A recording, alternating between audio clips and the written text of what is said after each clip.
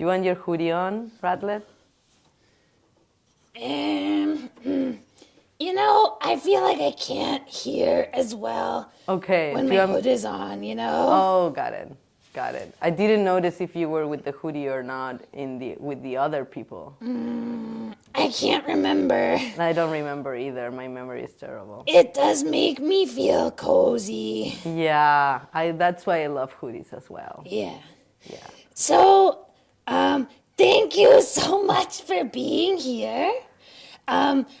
I kind of know you. Mm-hmm. I heard about you. You're like famous to me. You are famous to me as well. Really? Yes. Oh my gosh. Oh, so my name is Ratlet. Mm-hmm. And could you introduce yourself to everybody here? Yes. That maybe doesn't know who I am. I'm really sure that people know who you are, but maybe. I don't know yet. Yeah, we'll see. Well, my name is Catalina Schliebener Muñoz.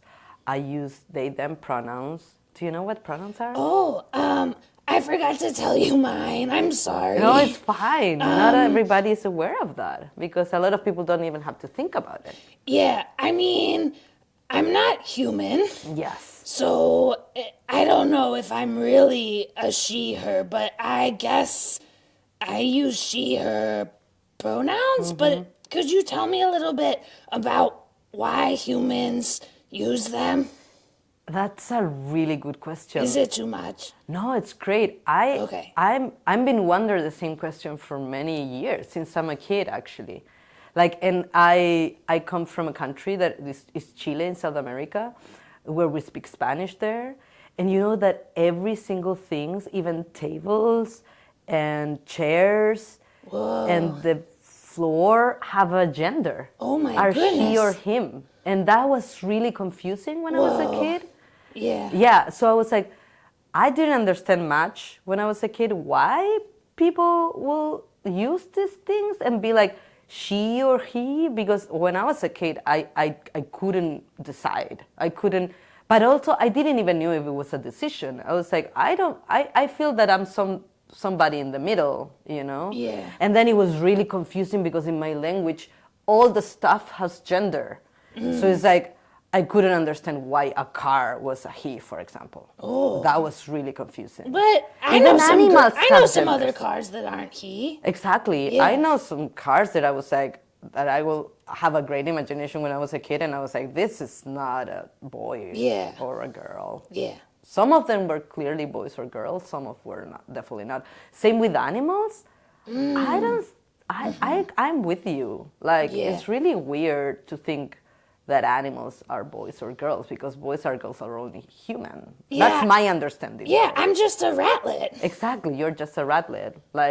It's really weird, but that's pretty much what humans does and grown-ups, It's like they assign categories to things and stuff without even ask.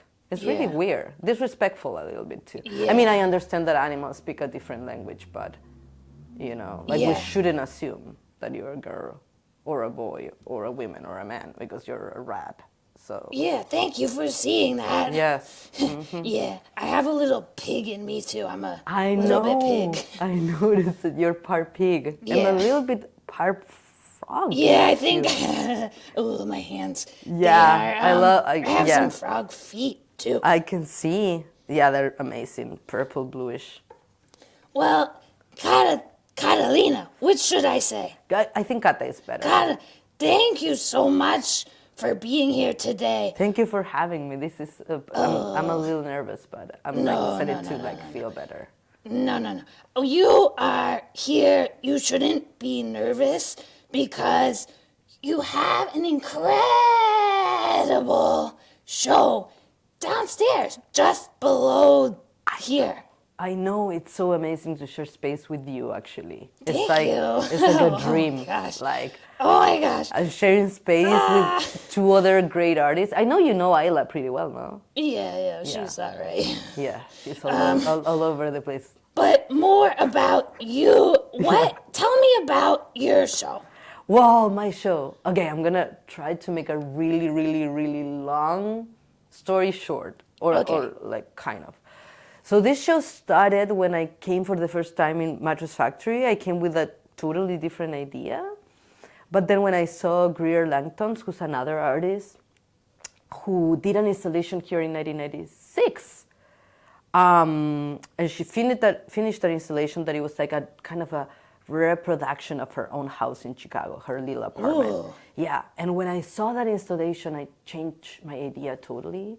I was familiar with her work, but I was like, I started to see so many overlaps, between her work and mine, that I was like, maybe I should do something connected to this space, to the Okay. Mattress Factory, and Yeah. to this installation in particular. So that's how it Okay. started, What was the work she made? Yeah, so she basically was invited to recreate her, I think it was a studio apartment in Chicago, so she made kind of her own house here and put her house inside of this museum Wow. with all her stuff, and Wow. she used to do dolls made out of fabric, like a similar material of like it looks a little bit like you actually. Ooh, Yeah, okay. I think you will really like her work. I will check it out. Yeah, check it out. So, yeah, so her installation is a recreation of her apartment, full of her stuff, full of her drawings, full of all the dolls she did. And there's a doll that it seems to maybe be her, who's laying on a bed with a lot of objects. And yeah, she built that when she was I think, yeah, it was 38, I guess, or 37. And it was, yeah, I started making drawings around the same times when I was a teenager. Oh, wow. And one of the first things that I kind of struck me was how many similarities was between her drawings and my drawings, and that's how the whole thing started, basically. So the installation that you see downstairs is a kind of a dialogue, a little bit of an homage, because she unfortunately died just a month after she did that show. Yeah. So she's not with us anymore, but her archive is here at the museum.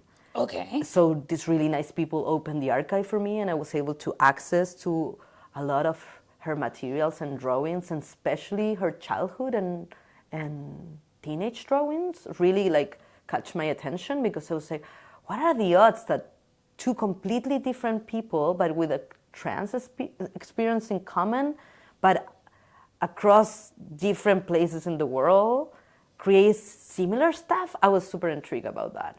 So that's how it started. Yeah.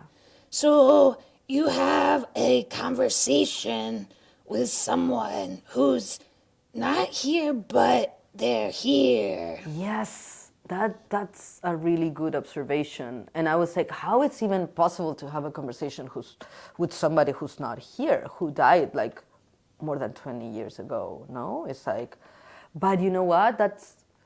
She left a bunch of stuff.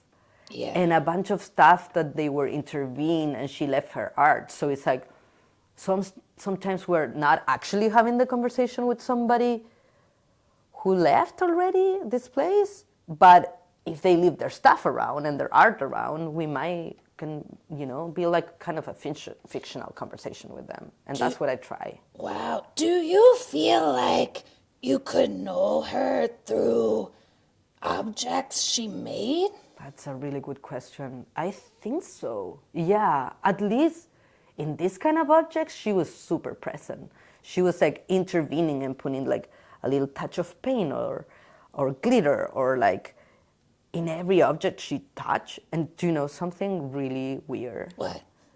She was living in this room while she was doing What? the installation. This one? In this room. Oh. Here for over 2 or 3 months. I don't even know how much time she spent here. What an honor. I know. So she also is kind of here. Yeah. It's yeah. But it's really tricky, because it's not that it's here physically, Mm-hmm. But now some of her stuff are downstairs. Some of her drawings and some of her objects.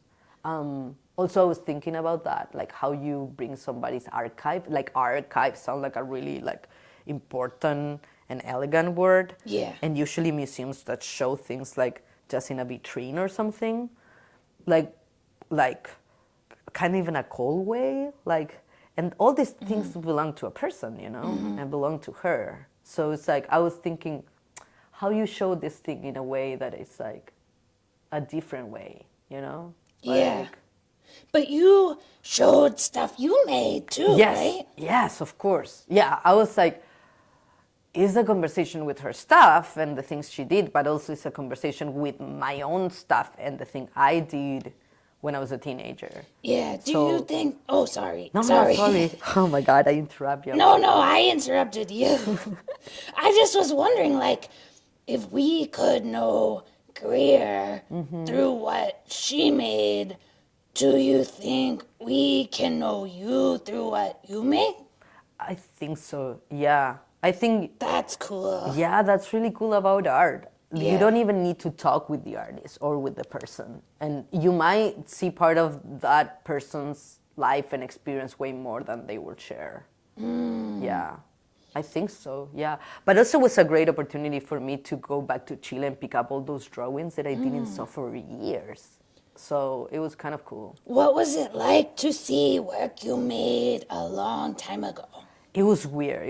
I was a little embarrassed, to be honest. Why? I don't know, but I think becoming a grown up. I mean, I was clearly like a teenager, so I was like in a transitional moment. You know, I wasn't like a full grown up back then, and I think I was having a lot of questions about myself, especially about the thing that we were talking before, the gender thing. You know, like I wasn't so sure I was like a girl, a boy, and I think drawings were kind of a way to figure it out that. Yeah. So it was really fun, but also a little bit painful to come back and see that. Yeah. I'm sorry if that was hard.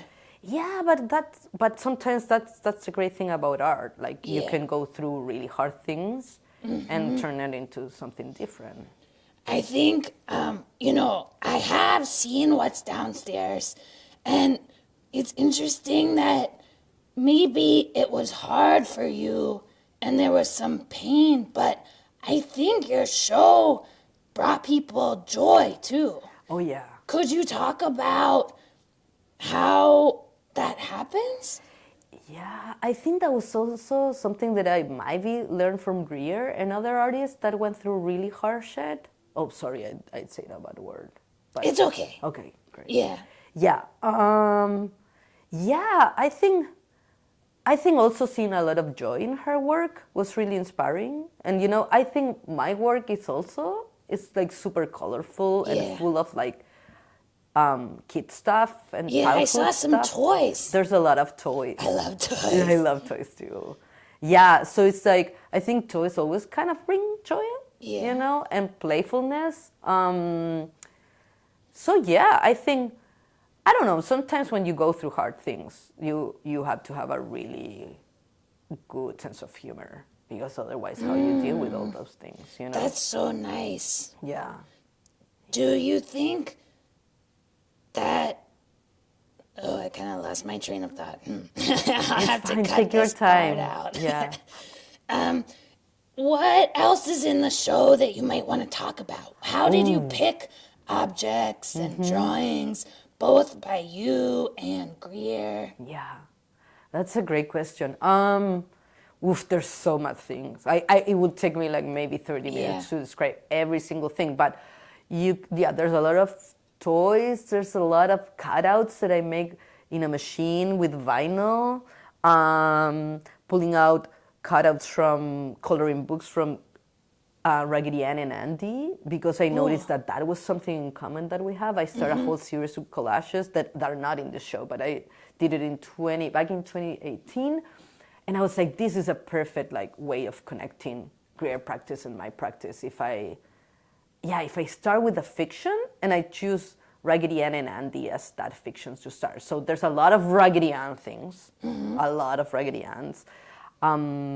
There's a lot of first stuff. So there's some of the puppets she made when she was a kid, actually. Like hand puppets. Yes, you're gonna love it. There's a lot of little shoes she made. There's also 2 red boxes with, they're not ponytails, the pigtails. 2 pigtails that I did in an installation like 10 years ago or more. And they're one of my first collages that I did in 1999. And I put all stack of drawings because I found so many drawings on Greer's archive and in my archives that I put so many drawings.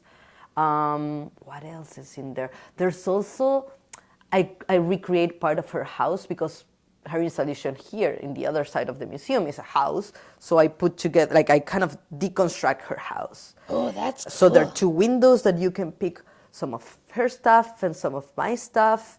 And then there are drawings for both of us. And then there's a little roof that is kind of the same roof that she has in, like, on top of the door of her house. Okay. But this one is a little lower. And this is just a secret, but I don't think that a lot of people secrets. There's a lot of pictures of my trans friends, including in that little roof. Oh, that's so sweet. I know. I realized during the process of doing this show that the conversation wasn't only with Greer, it was with a lot of other friends. Who maybe went through some of what you felt when you looked at your drawings again? Exactly. I was like, this is not just a conversation with me and Greer, it's also with my friend Nikki, with my friend JD, and then with a huge other list of friends that I was having actual conversation, or I was having conversation in my mind with them as well. Yeah. You know? So I started to collect the pictures of them as like teenagers or kids. And then a lot of the installation I did is size specific. You know, what is that? No, could you explain it?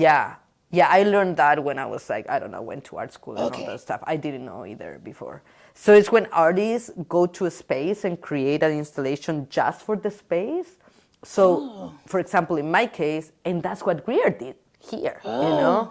So you come with an idea of what you want to do, but then the space changed everything. Yeah. So that decision to put the pictures there, for example, was something that a decision that I took here. So I see. Let's say that maybe 60% of the show is something that I can do in the studio, but the other 40% is something that happened here. And that's why I spend so much time here. I spent like over a month building that thing. Wow. Yeah. And I know Ayla and Marvin were a lot, like, working really hard as well. Yeah. Yeah. I wanted to ask, you said you sort of had to, like, pretend you were having a conversation with Greer or your other friends that aren't here, but they're here. Could you talk a little bit about pretending and imagination and how that helps you make art or make decisions? That's such a good question. Radlett, you're full of really good questions. Oh, I just, I'm asking a lot of people about pretending. Yes. It's something I do a lot. Well, I do it a lot too, but you know what I noticed? That I used to do it way more when I was a kid. Yeah. And as a grown-up, all my work is around childhood. I kind of want to come back to that place that we can actually play, because for some really weird reasons, I'm going to tell you something really, grown-ups don't play it so much. Oh. Yeah, it's really weird. Why? I don't know. So I think, sometimes even when grown-ups we play, we feel that we are doing something that is wrong. So being an artist, for example, is a great way of playing and nobody will question. Okay. You know? Yeah, but I think not every artist plays a lot though. Mm-hmm. But at least for me, oh my God, it sounds like almost like it's rain. Oh no. Okay. That was a funny edit. It rained over there in the heater or something, but we had to cut for a second. Yeah. Cata, I'm so sorry. No, please, it's the heater. It was rain. I still don't know. I don't understand how it works. Why were we talking? I was asking about pretend and play, and we were saying, you said maybe adults don't play anymore. Much. Yeah, that's true. It's weird. It's really weird. I don't know how. Like, we play a lot when we were kids, so it's like it's weird that then you grow up and you don't play anymore. I mean, a lot of grown-ups also like work so much that then they're really tired and then don't play. But I guess being an artist gives you that, chance to play. So it is a really important element in my work. Also because all my work is about childhood. So how I will do a work around childhood if it's not playful? That would be really weird, to me at least. Yeah, that seems like a really magical way to work. Yeah. To imagine your friends are there with you and include them and think about being a kid. Yeah, yeah.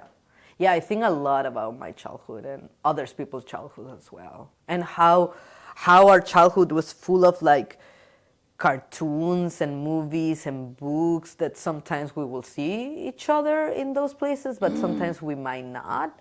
So that's why maybe I want to revisit those stories. Because that I didn't tell you, but all my work is done with like stuff that I found actually. Oh, cool. Yeah. How did the things you watch, like animations or cartoons when you were a kid, how do those make you feel now? That's a great question. Well, I wasn't allowed to watch a lot of TV when I was a kid. Yeah. Yeah, me neither. I grew up in a family where my parents were like, no, a lot of TV can damage your brain or stuff, or your imagination. So TV and movies and books too, but that was a little older when I was able to read. And that took me a minute as well because, anyway, some things take more time than others. But so they were really important. Every time I watch a movie, like somehow, even though I don't have a lot of good memory, but some images really stuck with me, even till now. So that's why I'm like, it will be interesting to revisit those things. Yeah. Are there particular things that stuck with you? A lot of Disney films stay with me because it was super scary, actually. Ooh. Like now as a grown-up, I rewatched them and I'm like, how this thing was made for kids? Yeah. I remember that I was scared when I was a kid, and I noticed that there were certain things that weren't right. But at the same time, they were so magical and pretty and full of colors. So it was always been like, kind of like a bunch of different emotions or feelings attached to those memories and to those films, actually. Yeah. Well, Cata, I know you have to go soon, but I wanted to ask, for kids that might watch those things now and not think about how scary they are, or kids that might be going through a hard time like you did or your friends did, is there anything you would say to them or to yourself when you were a kid pretending you could talk to yourself? Yeah. What would you say? That's a really good idea. I think this show was kind of to do a little bit with that. Yeah. With like thinking in like when I was younger and I was feeling like a little bit alone sometimes or like super misunderstood and like think that like, oh my God, there's nobody like me in this world. Oof. I think that's also a lot of people go through that, like that's part of being a kid or being a teenager is to or being a ratlet. Or being a ratlet. Yeah. I know you feel related to that. It's like, oh, I don't fit anywhere, or like I'm not the same of other people or other kids, but you know what? It's great that I don't know, it's just moments and you just need to like, go through it and eventually you're gonna find other people or animals or rats that that might be similar than you, and then you can share experiences with them, That's great. They're out there. They're out there. Yeah, when I was a kid, which one was my favorite animal? I don't know. My favorite animal was the platypus. It still is. Oh, I love their tails. I know. I love platypus because they were so strange. And That's I cool. learned everything about platypus because the platypuses because I was like, I feel a little related. Like Yeah. my Oh. body and myself and my imagination is a mix of multiple different creatures. Yeah. So you're kind of a platypus? It's my favorite animal. Okay. Platypus are way cooler. Yeah. Yeah. Yeah. I'd like to meet one Me someday. too. I think they only live in Australia, so Oh. I'm eventually one day I will go there and yeah, meet an actual platypus. For now, when I was in my 20s, I make this tattoo, so I have my own platypus in my arm Wow, so that's your friend that's with you all the all the time. time. That's Yes, so cool. yeah. It's a good reminder, also, when I'm Yeah. feeling a little weird or feeling a little odd, being like, oh, there's many creatures in the world besides humans that might be, a little particular. Yeah. Well, thank you so much for talking with us today, Cata. I really appreciate your time, and I admire your work so much. Thank you so much for having me. And yeah, this is great. I also admire a lot of the things you do. Yeah. Thank you. Could I have a hug? Oh, please, yes. Oh my God. This feels so good. Thank You so much. you. Oh my God. And I'm I going to really shake your hand appreciate too. it. Oh, thanks. Can I shake your food too? Yeah, please, please. It feels so good. Ooh, it feels Yeah. really nice for me. I'm tickling you a little bit. Yeah. Okay, Okay. this is great. Bye, Thank you for having everybody. me. Bye, thank you.